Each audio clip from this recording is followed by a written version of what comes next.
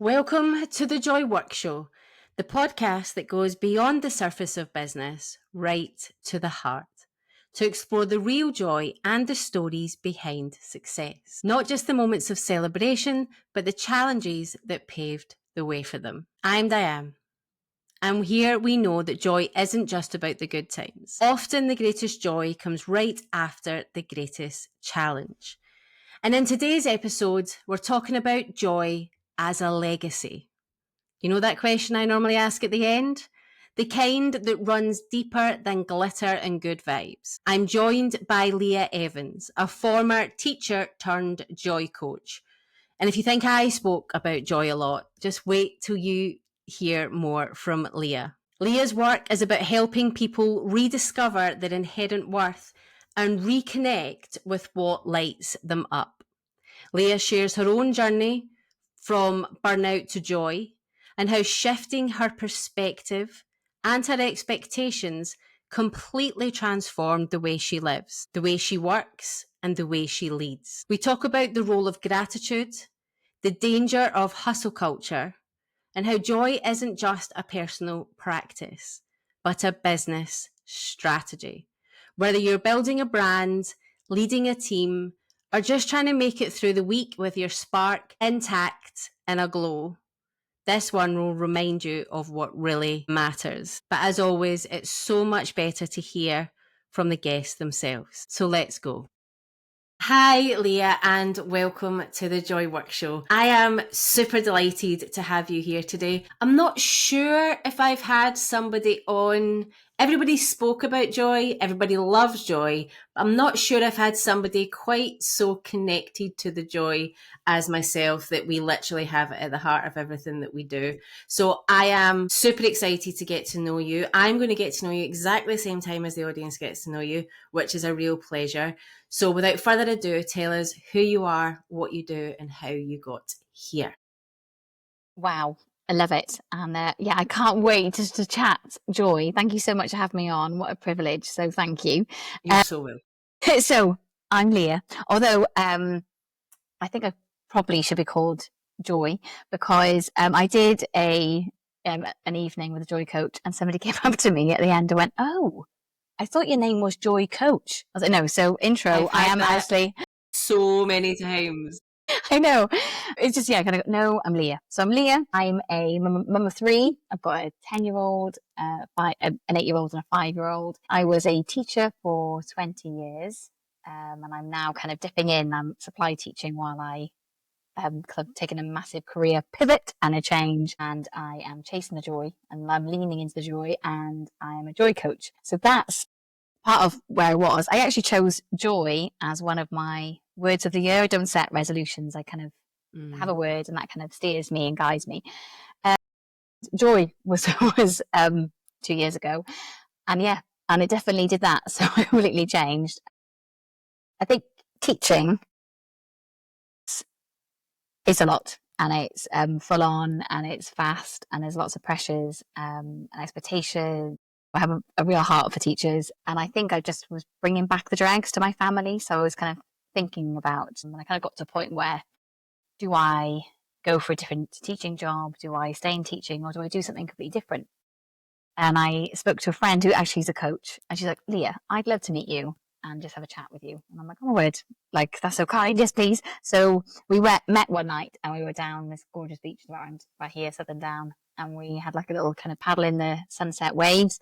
And I went to a pub and we had a chat. And that chat was kind of part of changing my life. So, and actually another teaching job came up.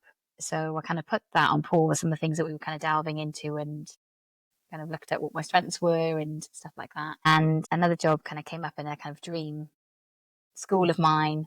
And I didn't get that job. So I definitely had like the heartache and the kind of like just really gutted I didn't get it. And I met again my friend who's the coach, and she's like, "Oh, I'm really glad you haven't got it actually, because I think it would have made you play smaller than you need to be." And then somebody else I really respect, who I'll probably bring up later on, at the time said, like, let yourself grieve it.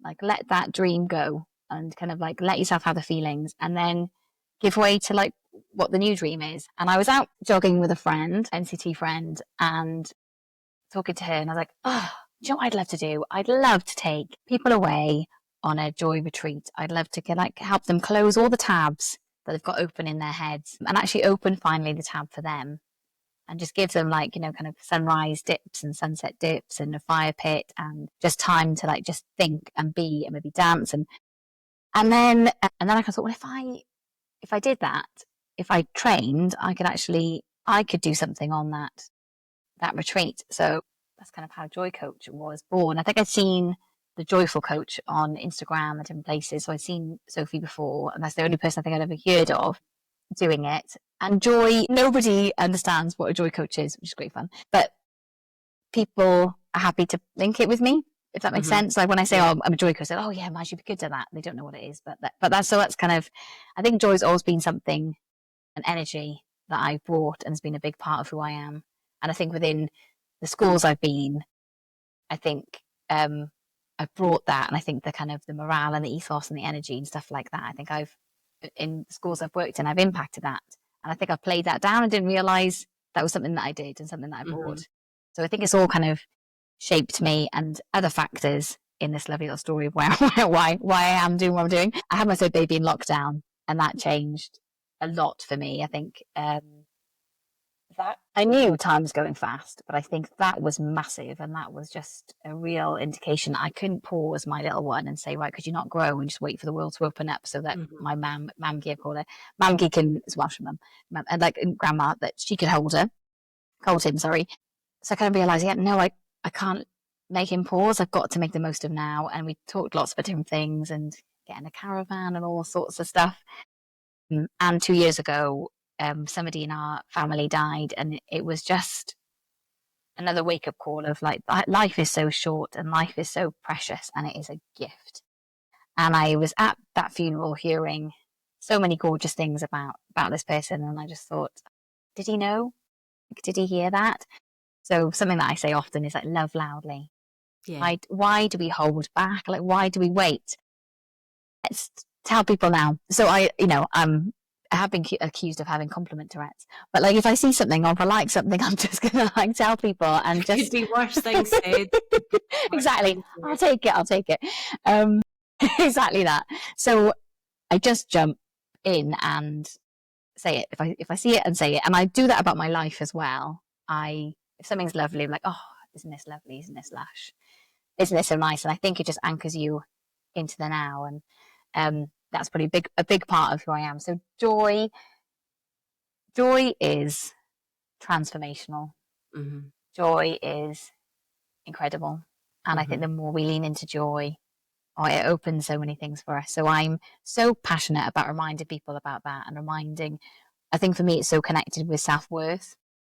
And I think it's such a reminder to people that they matter and that their joy matters too. And I always sign off lots of my things like that, just because it is so much what I'm about. So that in a nutshell. So I'm now, like I said, the whole love loudly, I'm a fiend for if I see new mums with little ones, jumping on them and telling them they're amazing.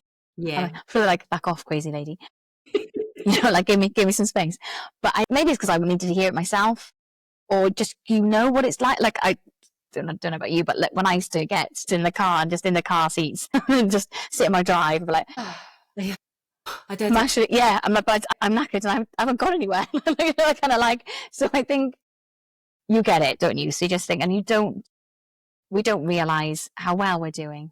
We don't say it, do we? We don't recognize those. So I think just to say something, it costs nothing, does it? But my friends are like, would you stop putting joy on people, Leah? Just be Leah now, stop it. I'm like, okay, sorry. So yeah, so I gotta rein it in sometimes. But yeah, but I love it. I love people. I love connecting. I'm passionate about all of this and the difference and making these changes, these small little shifts that have huge impact. It's just exciting. I love it. It is exciting. And why I was so excited about this conversation was I could see from your social media presence and the way you were putting across that you were that epitome of joy. But here's where it gets really interesting for me, because I always say to people that my friends laugh that joy is now all over my business, because I think they possibly think I'm one of the least joyous persons at times. throughout my, I'm quite cynical. I've got a dry sense of humor, but why I think joy is so important. So I always say to people, I'm the furthest thing from, Joy from Inside Out from Disney Yes, that you can yes, yeah. possibly find. Whereas you're probably quite like her. Like you have that energy. So when I say I work with Joy, people are probably thinking that you're going to turn up, and then I turn up. It's not my impression of you so far, by the way. Good, but Like that's at all. absolutely. But what I think is really, really important, and what I think people misunderstand, is that joy has to be this happy, bubbly thing all of the time. And just by even you telling your story of where your joys come from, your joys come from challenges, from uncomfortableness, from discomfort in your life, and actually choosing it. And I think people forget that it's a choice. So the reason that joy is so important to me in my business and my life is that because of the naturally type of person that I am, I can choose to let that negative side of me, which we'll all have negative sides, win every morning and get up, and she can be cynical and she can go out into the world with a sneer on her face, or she can decide this morning that she's going to get up and she's going to be happy. And like you say, I'm going to be happy with now. I'm going to look at what's around me and I suppose gratitude comes a lot into that. Yeah, huge. And I'm going to go out on the dog walk. And even sometimes, like, I'm quite a shy person, but like with the kids and the dog now and stuff, if people say good morning to me, I'm like, oh, good morning. And I really try to embrace that rather than, hiding away from it. So I think it's really important. But what I love about your way of describing joy and the way it shows up for you is that unashamed. Joy is brave. Yeah. Like choosing joy, whether you're little miss cynical or little miss positive, is brave, because you're deciding to, if you're little miss positive, which is how you've come across so far, is that thing of your friend saying, right, can we just tone it down? And you'd be like, well, I could, but actually, no. This is who I am. I'm going to tell her she's got the best dress I've seen on tonight. I'm going to go and tell that guy he's the best dancer. I'm going to tell all these people these things, because that's where I find my joy. For me, it's actually pursuing it and chasing it and being open to it and noticing it and not allowing myself to dwell in other things. So I think those choices are brave, and I think people underestimate. You said joy is transformative, and I think people underestimate the impact that it can have. Oh, So much from what you said that I know. kind of want to Even unpack. what you just, I'm like, even what you said, I'm like, you've said so many things. Okay, I'm trying to rein it in. I know it's like people need to hear things in an order. Yes. You said you were a teacher, and I have spoken to so many people on this podcast that I had no idea they were teachers until they tell their story. And there's two kind of sides to that. One, I think it's, unfortunately, the state of our education system, there are more and more teachers looking to leave and looking to do things. But the positive side of it for me is people who see that the transferable skills that they have into business, where I have friends who are teachers, I've known people who are teachers who don't believe that they have anything else to give apart from being a teacher, because you're so institutionalized. Same with the NHS, same with the forces, same with public sector work. People think that's all they can ever do. They can ever possibly go into the private sector. So what was it? You spoke a little bit about kind of what made you make that jump, but could you talk about the kind of transferable skills you have? What gave you that belief that you could go from teacher to kind of what you're doing now? I think so often just doing things when you're not ready, which sounds like, because I know that if I waited till I was ready, I'd never do anything. No, me neither. So and part of what I do is still working with teachers, which is amazing. Which is that I didn't see that path. I was going to come out of teaching, and I was going to coach individuals, and I was going to hopefully go and coach, bring joy coaching into businesses and to workplaces, because we spend so much time in our lives there. What if we could make that more joyful? You spend more time with people you work with than your family. You're like, well, that's so important, isn't it? But I had the privilege of coaching my previous head teacher, And I went in and did an inset for the staff there. And I've now worked with my children's school and I've done an inset for them, which is just incredible. And I do a lot of supply there. And I'm now coaching the head teacher and the deputy there, which is just what a privilege. So my thought is, teachers in the profession are kind of waiting for education to catch up, to realize the expectation is too much. Yeah. But you know what? It's not happening soon enough. We don't know when that would be. So what if we change it from the inside out? And that's what I'm passionate about doing. That's what I'm trying to do, that the whole joy ripples. And that's why I try and coach the head teacher, the management, because they're like the parents of the school and it ripples down then. Yeah. So part of what I do is hopefully kind of working on that, as well as I've gone into a law firm and I've done a talk for Welsh Gov and different stuff. So why did I come back to your question? Why did I think, why did I believe I could transfer it? Do you know what? I didn't know. I think, if I'm honest, I took a big jump. I took a big jump, but I'm also in and I know it's a really privileged position that I can supply teach. So it's not me kind of going, right, I'm going all in on my new business and I'm all in and I'm all in it and there's nothing else. There's no other money coming in. I'm really fortunate that when I find my feet, when I try things, when I'm being brave and I'm putting myself out there and I'm throwing joy at everything and everyone, anybody will look at me or wink at me, that I also have that cushion of, I'm really privileged that I've got supply. Now it's hard, mind. It's because I am still all in on my business and I don't do anything. I don't do anything by halves. So like I'm like, 110%. So it's difficult. One thing, a mantra I always come back to, I also tell myself is, will I regret it? So that's helped me like jump off a pier with a friend. although she still doesn't forgive me because she actually jumped first. My legs, I did want to go. My legs didn't want to go. So we ran at the same time. And I was like, no. But it's too late. She was over the edge. I was like, sorry, Jen. So then she was a really good friend because she then jumped again with me. So she did twice. And I think I kind of landed on it. Anyway, but we're still friends. It's all good. But, I would regret not jumping. And like a crowd has started forming. My husband's, like making a big thing. I'm like, you're not standing here. Anyway, but I did finally jump. And it's like, I think I swam in a little cabin in this gorgeous beach last year. And I was like, and nobody else was swimming in it. I was like, I'm going to regret not doing it if I don't do it. So I apply that for life in lots of things. Yeah. But I also apply it in my business. So, I went to the national education show last October and I kind of went as a joy coach. And I think sometimes I try and embody it. I just kind of go, right, I'm just going to own it and I'm going to go and I'm not going as anybody else. I'm going as Leah Evans, joy coach, my first kind of official outing last October. And, going on stalls and networking and I'm telling everybody I'm a joy coach. I loved it. And I think just doing that. And then I came away and the seminars that were going on there as well. And I thought, I'm going to apply to do a seminar. I'm going to do it. And my friend was like, yeah, put your hat in the ring, like throw your keys in, your knickers, Leah. I was like, no, I don't think it's quite as far as that, but thanks for your advice, friend. She's lush. I love her. So I was like, okay, I'm going to do it. But right. So I think it's somebody else sometimes having confidence in you as well helps. But I just went for it and I just applied for it and thought, well, what's the worst going to happen? I just don't hear anything back. And actually, I'm speaking this year. I'm doing 2 seminars this year there. So that's like, it's huge. And I think it's just the, like emailing Welsh Gov and saying, I know you've got your Mind Matters group that do talks. I'd love to do a talk for you. And they got back in touch and I did that talk. And that was 175 people, which is amazing online. And it just shows people are ready for the conversation. People are ready to talk about joy, which is amazing. It's great for us, isn't it? So brilliant.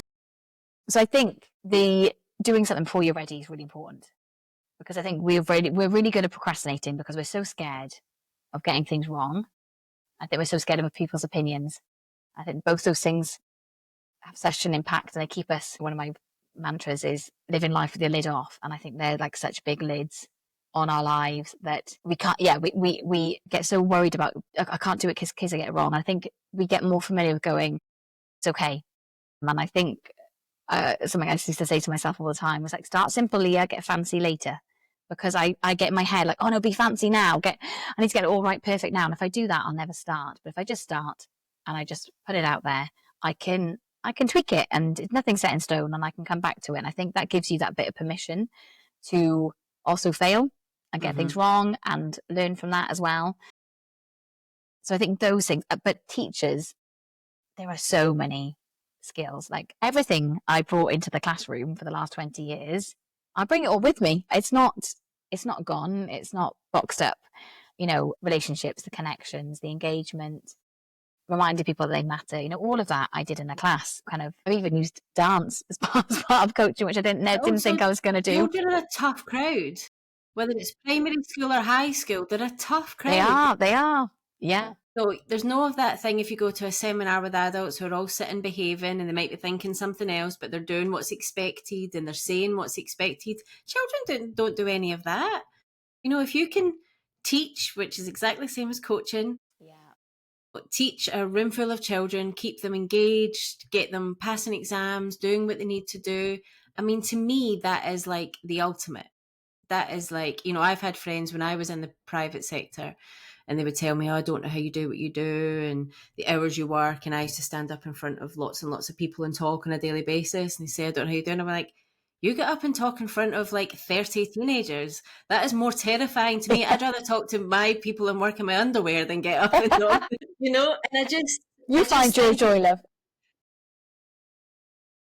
But it's just that thing of like, I don't think some teachers realise that how skilled they are because it's so prescriptive, it's so institutionalized, it's so when actually they've got so much to give to so many people. Now, I'm not persuading all the teachers to go and leave because my eldest starts school, her first school in September. So I need the Yeah, teachers to stay. absolutely. But I think what you're just saying then, it's not just about teachers. I think and I'm realizing this more and more, we're not good at celebrating the things that we do well. Like, I'm much more comfortable telling you 5 things I'm rubbish at than I'm going to tell you 5 things I'm good at. But like you said, like HR and you forget all the skills that you've got to stand up and do your job. And it's so easy. We can kind of compare ourselves away and we look at somebody else and what they're doing and kind of go, oh, but I couldn't do that. But then, like you said, they're looking at you going, yeah, but I couldn't do what. So I think sometimes when we can do something, we downplay that skill and we downplay the energy and the cost and what we bring. And I think that's something we've got to get better at kind of recognizing. Yeah. And I love Davina McCall's Begin Again podcast. Well, like to show that when you were talking earlier, it just reminded me, I never saw me changing career. I never thought about it. I thought I'd choose one career.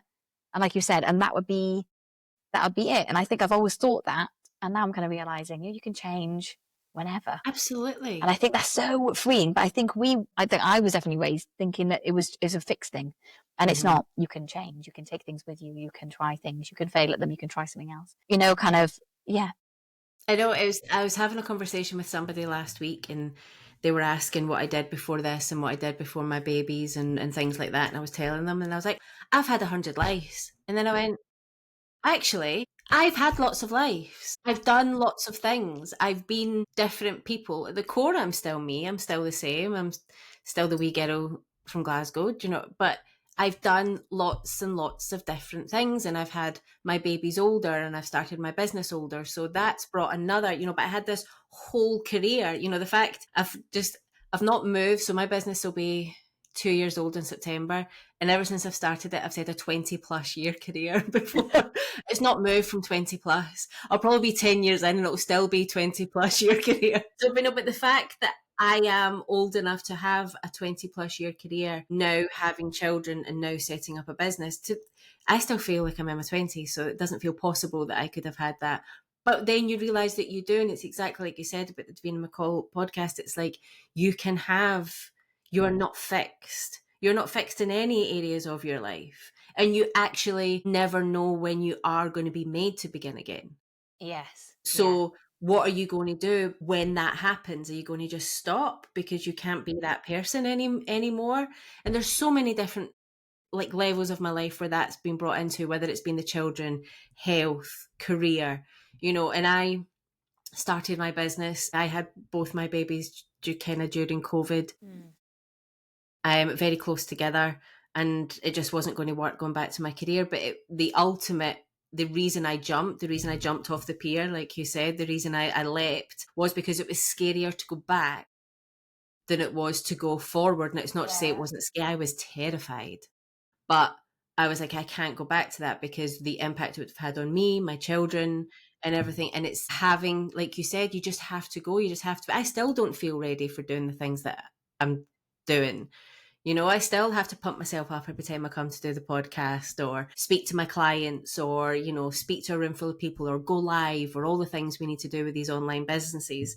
But you just do it because ultimately the dream and the vision is bigger than the fear, and it has to be, to get that. So what is your big dream? What does it look like? Is it just to make sure that as many people in the world can feel joy as possible? What does that look like for you? One of the, I think I was talking about joy when I was in my last year in my school. I was working part-time Thursday, Fridays in a year one class. They used to come and tell tales, and I was like, no, so and so's doing this, and so, and I'm like, right, okay, we're not telltale, we're not going to be tale tellers. We're going to be joy spreaders. Go and look for the joy. Go and find it. Come back and tell me. You want to tell me something that you found? And then when I left, the class said, well, what are you going to do, Mrs. Evans? Where are you going? And one of the boys back went, oh, she's going off to be a joy spreader. I was like, yeah, you know what? Yeah, because how do you sum I'll up? take it. Yeah, I was like, actually, yeah, out of the mouth for babes. So I'm absolutely 100% on that mission. And do you know what? I don't know. I don't know where this can take me. I don't know where it will go. I love what it's done for me so far.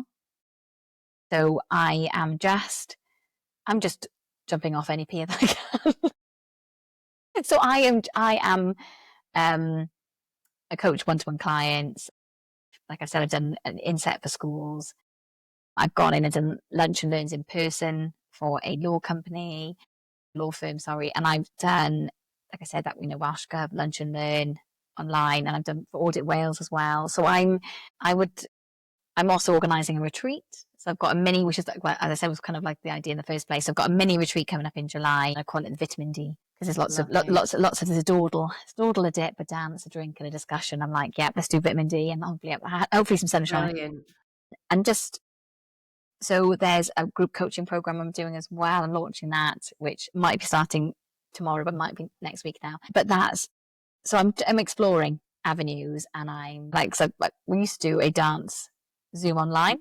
So I used to offer that free. People come on a random Wednesday once a month, just that reminder that we matter, and that because we so often put joy off. And I think the dance Zoom just seemed to encapsulate everything I was about as a joy coach. So I did it for Mental Health Awareness Week last year, and it kind of carried on for a whole year. And I might pick that up again in September. So there's just different avenues. I went to the Mental Health and Wellbeing Show, and I'd love to be I applied to be a seminar speaker for that next year. That'd be amazing if I could. And I'm just trying to get the joy message as kind of far as wide as I can. There's, like I've already said, the living the love loudly, and I've also got my other mantra, live life with your lid off.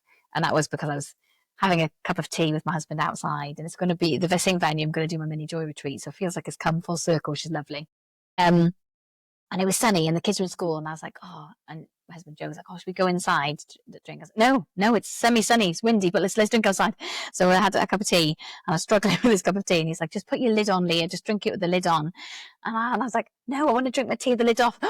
I want to live life with the lid off. So I'm trying to help people, and I see to give people permission to lower expectations, to lift some of the lids that are keeping us from living life that fuller, the richer, more joyful life. And I'm kind of just trying to lower those expectations and just look at all the lids and actually how can we take those off, because we deserve the joy now. And I think gratitude, as we've already mentioned, is a massive part of that. We can be so busy, can't we? I think busyness is a huge lid. And I think, yourself having babies during COVID, some people got a chance to get off that hamster wheel.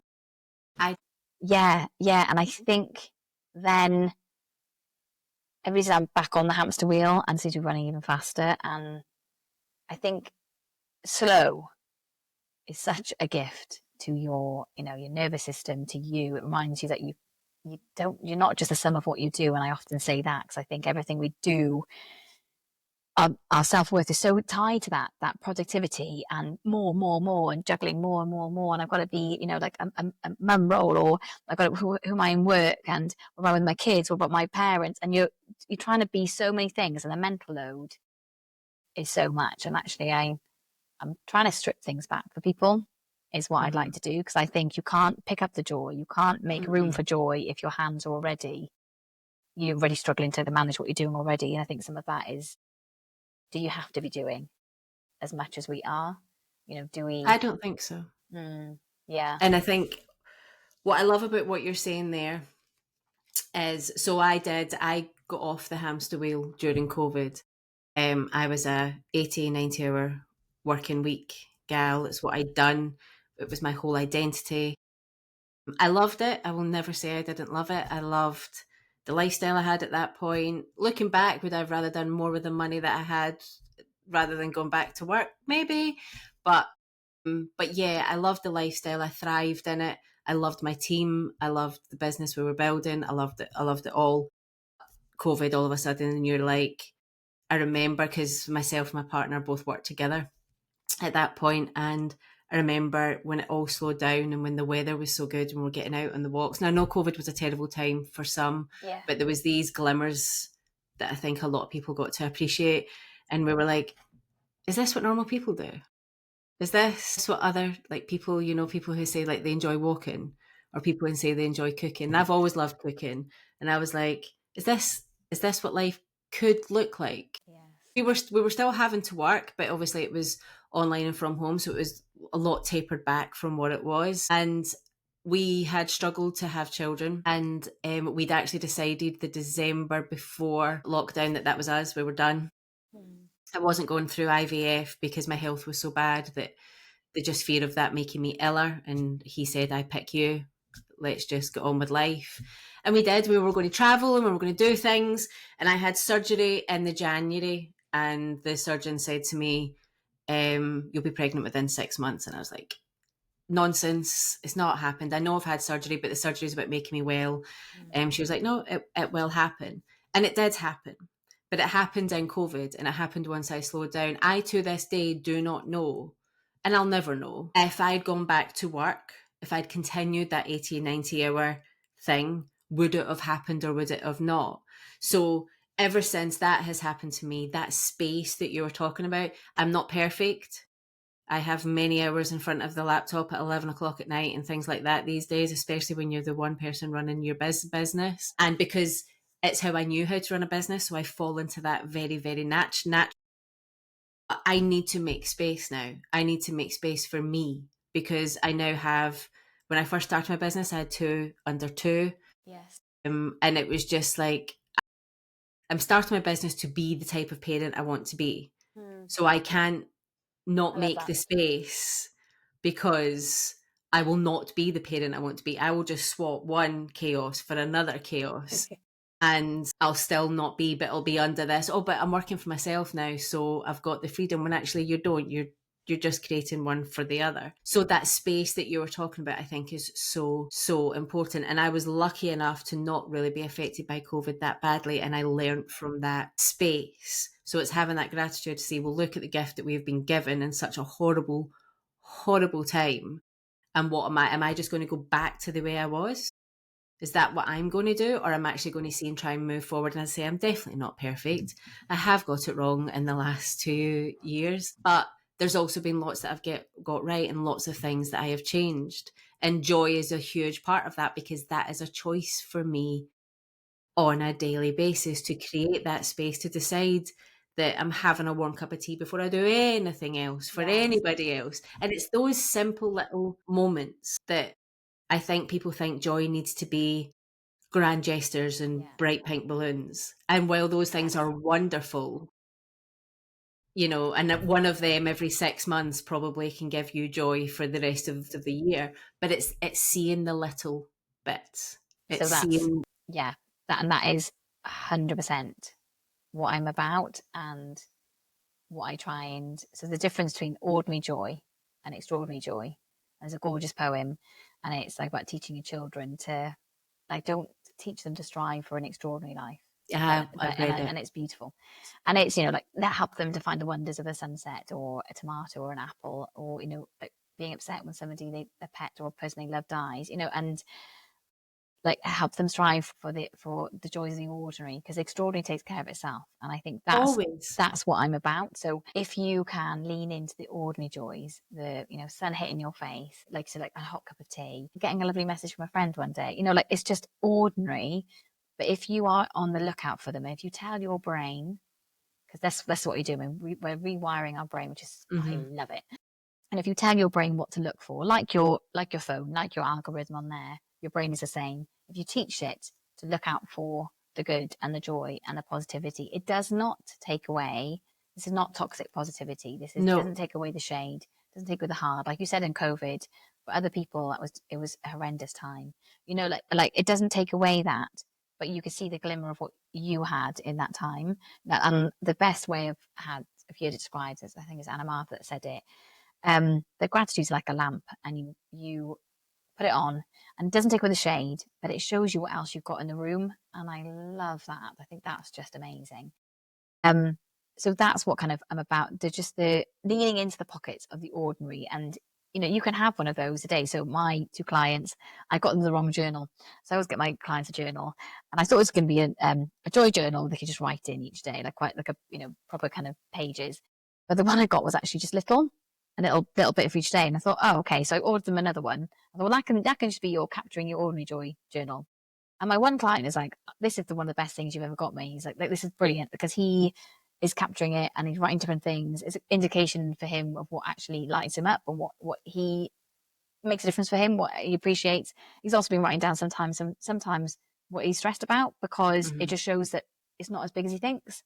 So, he's using it in different ways. Just capturing. And I love that your brain will look for what you tell it, because like you said before, like negativity, pain, hard times, they're all out there. And they're going to continue. Yeah. And if you've gone through hard times recently and you feel like there's light at the end of the tunnel, that's brilliant. But those similar hard times, same hard times, different hard times will come again. That's life. Yeah. Yeah. And we have to be able to see. It's like that thing of when you're buying a car. If you're buying a car and you see they make a car that you want to buy, and then all you can think about is that make a car. Yes. All you see on the road is that car. So it's retraining the brain to see that if you decide this morning that I'm going to look out for the greenest leaf whilst I'm on my walk, or I'm going to look out for the smiliest person, or I'm going to ask my children 3 questions on their walk to nursery and see, probably won't get the answers, but I'll ask the questions anyway. And maybe 6 months down the line, they'll remember those questions and they'll start giving me the answers then if I have it on repeat. But it's those decisions, you have to participate. Yeah. And honestly, it is catching. It is infectious in all the right ways. Again, and that I love about it. My youngest knows I'm obsessed with sunsets. So he will go, "Man, the sky's orange." He'll point it out to me because he knows I like it. And then my daughter loves flowers and I love flowers. And I'll point them out on the walk and she'll then point them out to me as well. And it's something that we have around our house. I'm like, before they'd probably be more kind of, I think, critical of themselves. But since we have them over quite a lot, they're now like really grateful for food. And it comes out of them more often than it would have done before.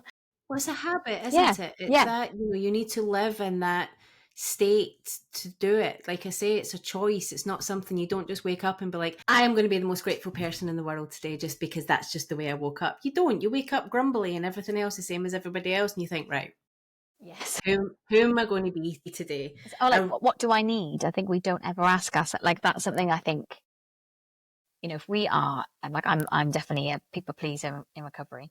If we are running around trying to be everything to everyone and we never get to us, and that's what I mean about, like, joy is so radical, and it is so revolutionary for our own self-esteem and self-worth, because it tells you more of me, just as, but me too. You're allowed to take up space. You're allowed to lean into the things that you need, so that, you've always talked about being a mother. You need to mother yourself if you want to mother your children, and if you want to show patience and love and time, you need to pour that into you so you can pour it out. And I think it's just, we know that, but I think we sometimes are tied up, like we said about our self-worth being tied up with our productivity. We're also tied up with motherhood being the same way. You know, that kind of like, if I do more, I give to love is to completely give myself away, to be a martyr. But your kids don't need a martyr. They don't need a perfect mum. They need a mum who will own it and will kind of go, right, I messed up. Let me tell you, sorry about that, because I mess up all the time. But you know, they need a mum that's not perfect and that's loving and is modeling and is showing them how to rest, showing them how to slow, showing them how to enjoy. You know, and what I think we saw this definitely. I remember my husband talk about this in lockdown, saying, you know, kids spell love, Time. I think people do, not just kids. You know, like, Everybody. so yeah, it's time, isn't it? Giving people time, helping people speak, you know, feel seen and heard is such a beautiful, powerful way to love them. And it's a gift, isn't it? Your time, your energy, the things that we don't have a lot of. So he's trying to, I think, you know, part of what I do is trying to strip back and kind of go, you know, where is my time going? And is it going? Because you know, we've said so much choice. Am I putting it where it needs to be? Do I need to mother myself and go, like, Leah, put your phone down, go to bed, you know, like, or kind of like go and chill out, have some time away, go for a walk, go and sit in the garden, have 5 minutes, you know, relax, switch off, like tell yourself you don't need to think about that right now and pause, have a boundary, you know, all these things that in the busyness of life, we've forgotten to look after ourselves. So I think it's just having that reminder that, you know, you're allowed. Absolutely. Absolutely. I could talk to you about this for hours. Hours. I'm just like, I'm looking at the time going, I need to ask the 3 questions. I need to ask I the know, questions. sorry. I could talk. The one thing I do want to say before we move on to the 3 questions is, obviously you've come from a teaching background and you're talking about being a joy coach. I want to talk about the seriousness of business and how Yeah, people talk about business. And obviously I'm a business strategist, coach and mentor, and that's my background. I worked in direct sales, as I said, for 20 plus years. And that I was very serious business. I'm about sales, I'm about marketing, I'm about money. That's kind of where my expertise is. But the reason that I brought joy into it, and the reason I think joy is so important, is I think so many businesses are missing the point. And they forget that if they don't lead with joy, if it's a small business owner, lead with joy so you enjoy what you're doing and have passion in what you do in your business. If you're corporate, you need to have joy for your team, for your employees, because they're your greatest advocates. If they're not happy, if they're not joyful in the workplace, then you are like losing a battle here very, very, very quickly. And I just think it's so important, and they're missing that thing. And you want your customers to feel the joy from your business because they will speak about you time and time again. But so often it's tarred with this fluffiness of joy. And I just wanted to, before we finish this conversation of this podcast, so when there is business people listening to this, that they start to take it a little bit more serious. Because like you said, joy is radical. I said joy is brave. And it can transform your business so simply. You can. And you know what? If you want teams to work better, to have better communication, to know their strengths, like all of this, to feel they've got purpose and enjoyment at work. Like I said, we spend so many of our lives there. If we are taking away the fun and the joy, like what are we doing? What are they turning up for? Exactly. And it's the joy effect. So it is different to stress. And it is, for me, it's the antidote.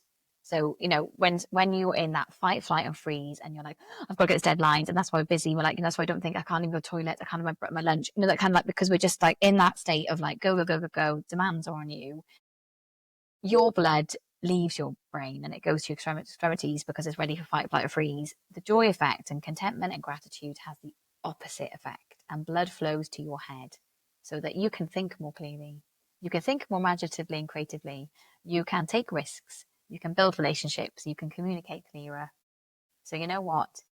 Joy is not an add-on for anybody's self-care or anybody's just life and mental health awareness, like, you know, well-being, but actually for business, for workplaces, joy is not an added extra. It should be an essential. And if you want people to stay in jobs, to perform at their best, then actually working on the pressure and expectations and lowering those and raising the joy, you know what? Actually, positivity will go up. Like it's Absolutely. just by, like, I used to say this to when I used to be a reception teacher, and I used to do a talk, and parents to come in, kind of like, I was trying to explain like what is foundation phase when I was in England. And I was like, you know what? It is laying the foundation so that your children, my main aim is that they feel happy and that they feel safe and loved, because they will learn just by proxy. And actually, workplace is not that much difference to that. Like, if people feel secure and heard and valued and there's joy, then all these things will actually happen more naturally. And isn't that what people want, and what Yeah, wouldn't isn't that what employers should want? And if you're a yeah, business owner, isn't that what you need as well? That you need to look after you, otherwise you'll go down, isn't it? absolutely. Yeah. Absolutely. I just wanted to make sure we got that Yes, in definitely. No, before we thank you. kind of, Amazing. it's so, so, so important. As I say, I see it being missed Yes. a Yeah. lot Yeah. or poo-pooed slightly I think you're sometimes. right. And I think people don't realize the benefits. And I think if they realize the benefits of joy and what it actually brings, then I think it's kind of, it takes away some of that fluffy, that kind Hmm. of like, that is just like, or toxic positivity takes some of that away, and it makes it more real and tangible. Exactly. Absolutely. Absolutely. Okay, well, as you know, I ask everybody 3 questions when they come on, and I give them a little bit of preparation time before they do it. So I'll start with your joy spotlight, the one thing that has shaped your life, business, or work. It's so hard to choose. Like I said, gratitude. I think gratitude is something that I cannot sing enough about, or like say enough about. And I think it is just transformational. And what it does for me is it helps me anchor into the moments that matter, and it helps me take a snapshot of it. So I was in the sea with my mum not that long ago, and there was waves. I thought, oh my goodness, Mamgie's going to end up on the seabed. I'm like, right, okay, hang on. So I grabbed her hands and I just held her as this wave kind of like washed over us. And her little face like, oh, Leah. And then after that, when the waves kind of died down, we both had a little swim, and I didn't have a phone or camera or anything on me. And I just thought, like, Leah, remember this moment, that. And I think it helps me grab. I was looking around, it's Southern Down again, and the green cliffs, and just thought, I am swimming with my mum in the sea. This is lush.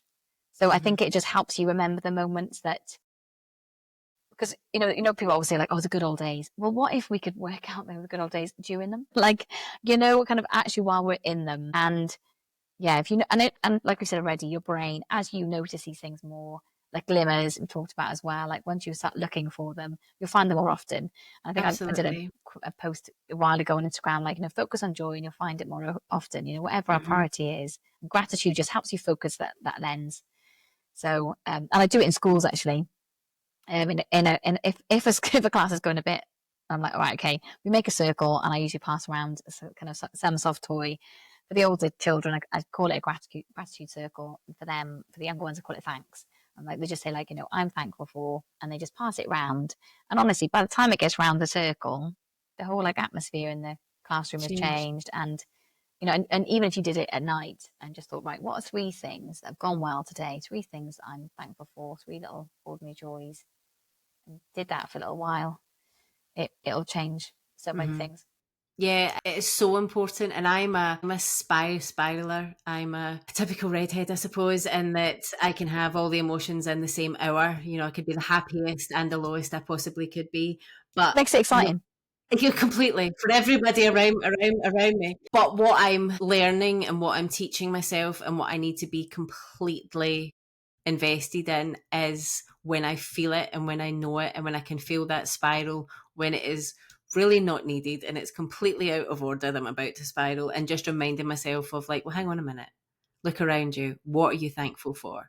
What if, right, this might feel like this right now, but where is the good? And when I do that, I might still spiral slightly, but it's a lot better and I come out of it a lot quicker and I feel better. This isn't about everyone else around me. This is about me and how I feel.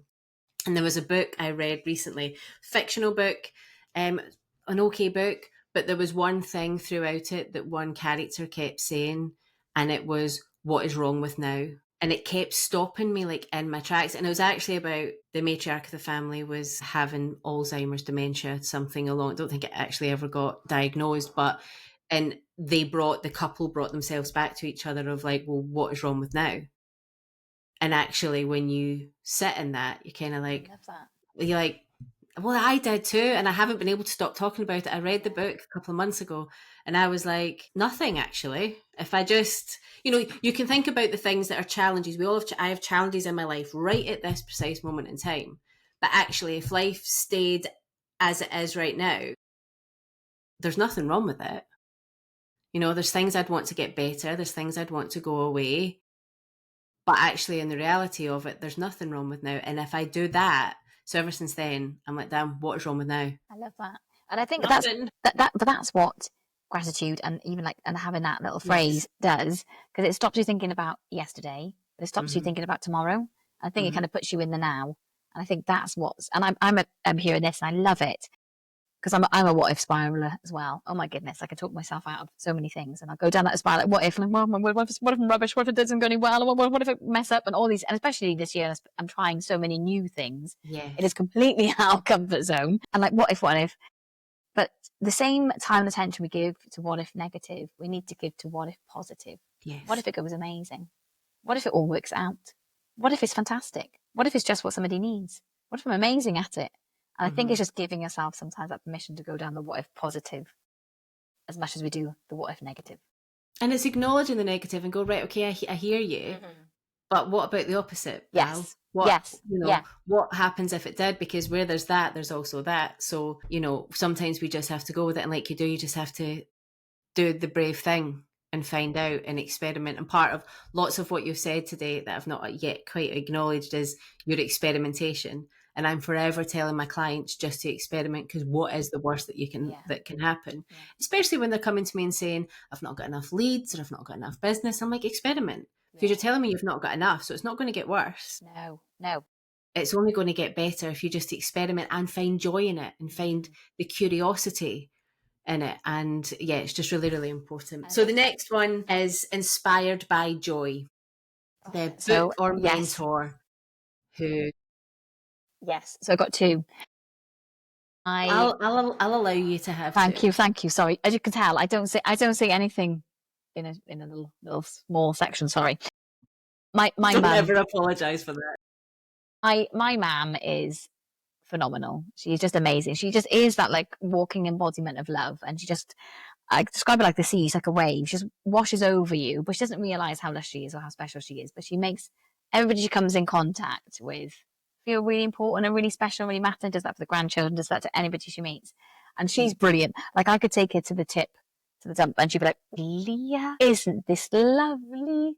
I'm like, okay, ma'am. So she is like, yeah, gratitude on speed. So, I think that's probably, and I've got that from her, the verbal announcing when something is. That's brilliant. Yeah. Because that's part of it. That's that bravery. That's not being scared of being, I mean, there's this thing, particularly in the UK, of like, don't be too excited. Yeah. Don't like something too much.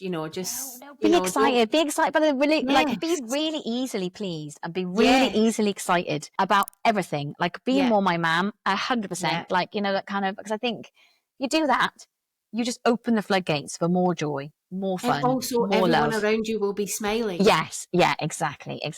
So that's, and my other fangirl kind of obsession, bless her, she hasn't put a restraining order in yet, is Anna Martha. I've kind of met her, well, I think I followed her online 7 or 8 years ago, and then we kind of started talking like in the kind of DMs and whatever else, and then on WhatsApp. And this year, this is my biggest like in a kind of like I went and stayed at her house. Like amazing. Like how incredible is that? Like she's just, so all the compassion and what I give out, like when I bump into those new parents, I'm always like, do you follow Anna Martha? Follow Anna Martha. So I basically hand her out like confetti. So she's been a huge, and actually when I mentioned the Joy Retreat, I remember her sending me a message. She didn't even remember saying, oh, I'll come to it, Leah, and I'll speak alongside you. And that's before I thought about being a joy coach.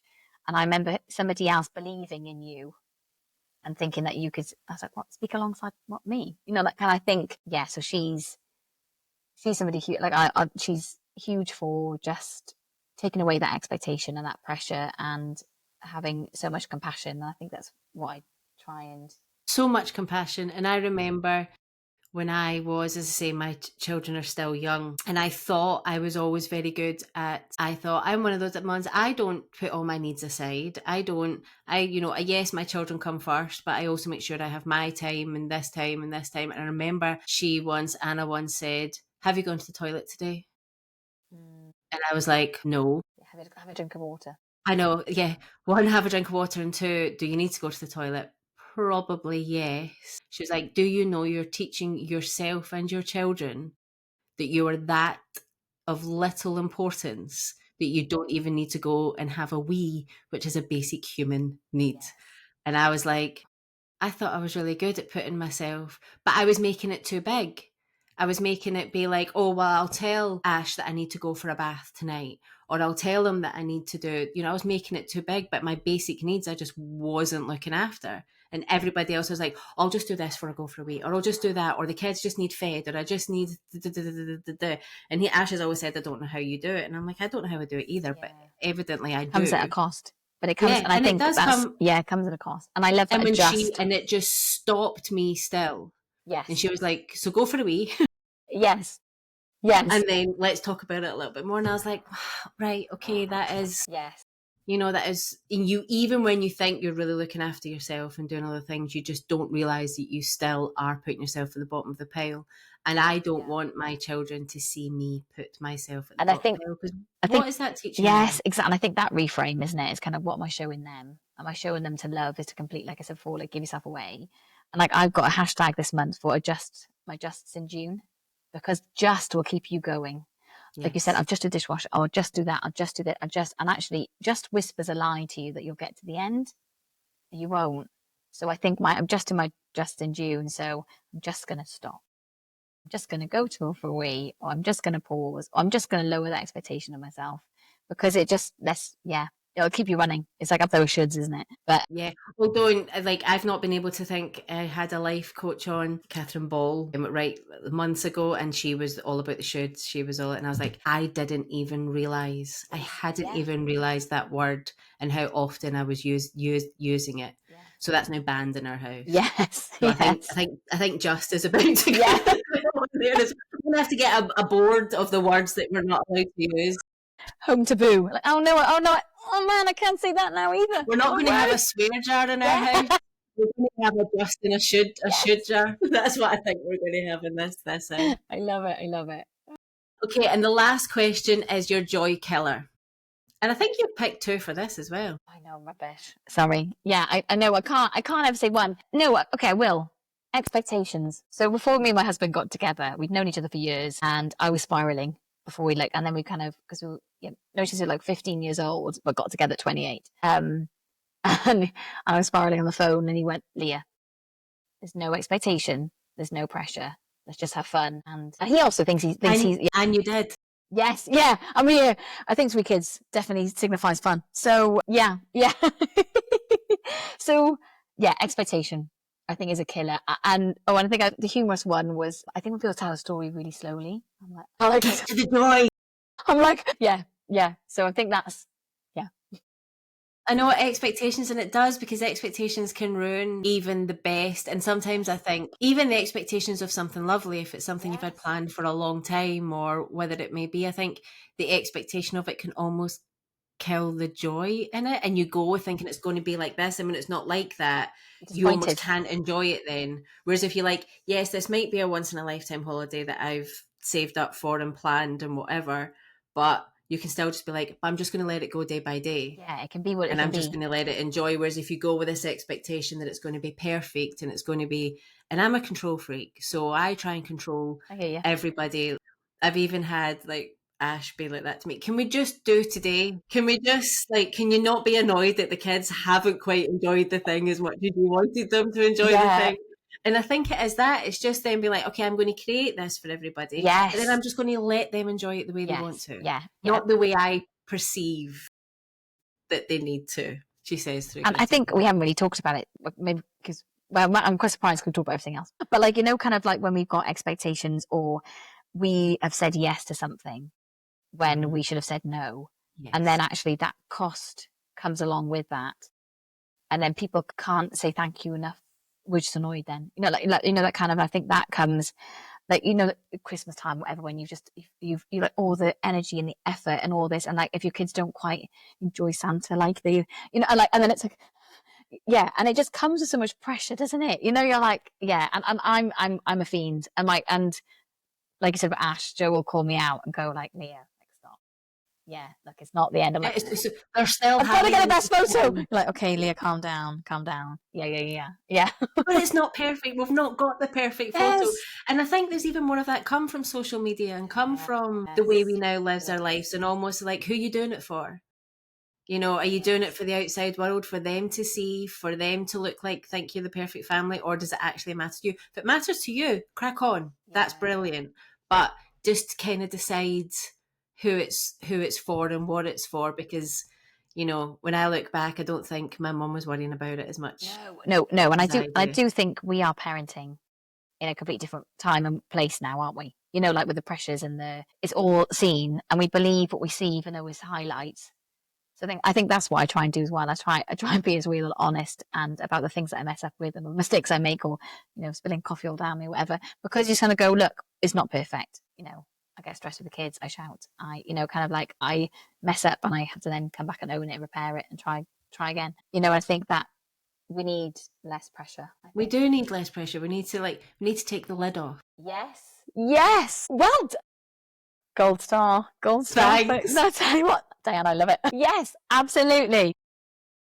Okay, so for anybody who wants to come and find you, learn from you, work with you, get more of your gorgeous joy, where do they come and find you? So you can find me on Instagram. I'm Leah Evans, Find Your Joy. I'm on LinkedIn. I'm on Facebook as well. And I've got a website too. So yeah, come and find me and get in contact. Like I said, I do coaching, group coaching, lots of free stuff too, free dancing and things like that. So watch this space. Watch this space. Joy spreading's coming. There's going to be big things coming. All the links will be in the show notes for anybody that wants to go and just easily click and come and find you, because I definitely think it would be worth their while. Now, I don't let anybody go without answering the final question. And I've got a feeling that you've answered this question all through the podcast just because of the topics we've been talking about. But what is the joy legacy you would like to leave behind? Even though you say that, I did find it hard. I'm like, oh, what is it? What is it that I want to leave behind? I'm like, oh my goodness, what a good question. I want joy to remind people just how much they matter, and that their joy matters too. I think that's what I really want to leave. Yeah. And I'm going to leave it there because I really couldn't put it better myself. And I'll just ruin it by continuing to talk. So thank you so much, Leah, for coming on. It's been a pleasure. As I said, we could have talked about this for hours. Yes. And I hope we continue to do so. Oh, yeah, me too. Podcast. Me too. Thank you so much. Thank you so much. What a conversation. Grounded, warm, and exactly what so many of us will need to hear. So here are my 3 biggest takeaways from my episode with Leah. Joy is an inside job. We can't outsource our happiness, and chasing success, especially if it's not one that you want, won't fill a joy-shaped hole. We have to cultivate it in the quiet, in the ordinary, in the everyday. Expectations are joy's greatest thief. When we measure our worth by outcomes, perfection, or comparison, we rob ourselves of the chance to experience what's already working and what's already wonderful. And business doesn't need to be joyless. In fact, infusing joy into your brand, your offers, your client experience, it's not just nice, it's powerful. This is obviously not one that Leah had to bend my arm about. From this, we were on exactly the same page. It creates connection, meaning, and magnetism. This might be one of the most joy-filled episodes in that that's what we spoke about and the strength of joy. And Leah really is a woman after my own heart. If this episode resonated with you at all, share it with a friend or tag me in it on Instagram. I love hearing what landed for you. I'd love for you to subscribe, like, and review this podcast. It really does help me bring more guests, get more people speaking about joy. And right now, let's spread as much joy as we can throughout the communities. Until next time, keep building a business that brings you back to yourself. And don't forget, your joy is your power.